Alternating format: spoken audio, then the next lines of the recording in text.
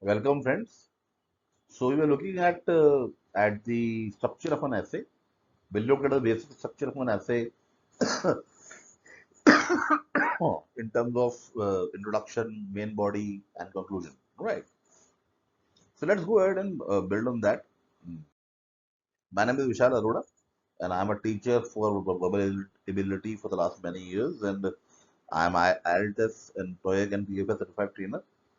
I'm also a writer. I have written a book which is known as Mad Dog Roets, and it is available on all major platforms. So if you want to buy it, read it, you can go ahead and do that. Right. So let's look at we looked at the in terms of the basic idea that there has to be the introduction, there has to be a main idea, and there has to be conclusion. Now, how do you go ahead and build an argument? As I told you, that the introduction should have the basic idea of what you're going to do in an essay, and then you come to the main body where you expand on that on those points, right? So you outline 3 4 points in a introduction, and then you go ahead and then expand them in the main body, right? So for let's look at the argument that professional management of mutual fund is a big plus as it allows a lay investor access to specialized research at a minimal cost. So how many words are these? These are 23 words. Now this is just one side of an argument. Now let us give it a counter argument. So professional management of a mutual fund is a big plus as it allows a lay investor access to specialized research at a minimal cost. However, that doesn't mean that professional management funds provide returns that are better than the that a layman can generate, say, by investing in an index. So how many words? 27. So now 23 plus 27 is 50 words. Now add a now let us add a concluding remark. Professional management of a mutual fund is a big plus as it allows an investor access to specialized research at a minimal cost. However, that doesn't mean that all professionally managed funds provide returns that are better than a layman can generate by investing in an index.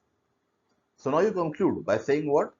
You sum this up, you sum this argument, and you say that hence an investor needs to properly research and look at historical returns and follow the fund manager and not the fund to get the best returns.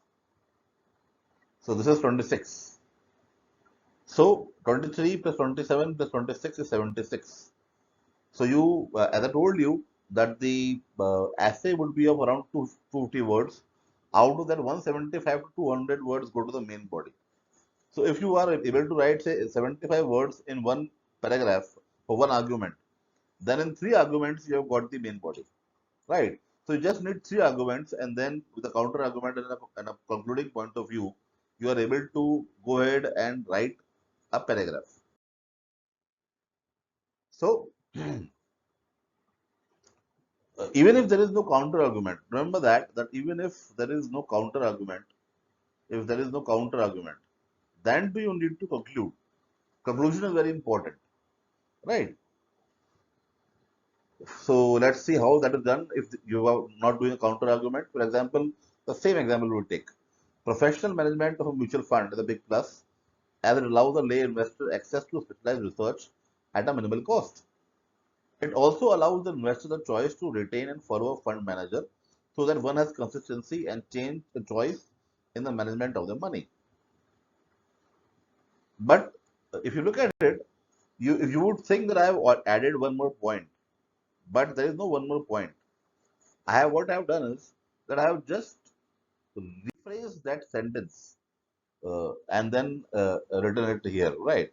For example, hence an investor needs to properly research and look at historical returns and follow the fund manager and not the fund to get the best returns. That was our point of view, our concluding remark when we had an argument and when we have a counter argument. Now I have written what? It also allows the investor the choice to retain and follow a fund manager so that one has consistency and choice in the management of the money. Now, it is the same argument, but it is written differently as a point of view. Because ultimately, it is a point of view, as I told you very clearly, and I'm stressing it again and again, that it is the point of view that you put forward. That is what the examiner is looking at. Okay. So, That is how you go ahead and do it.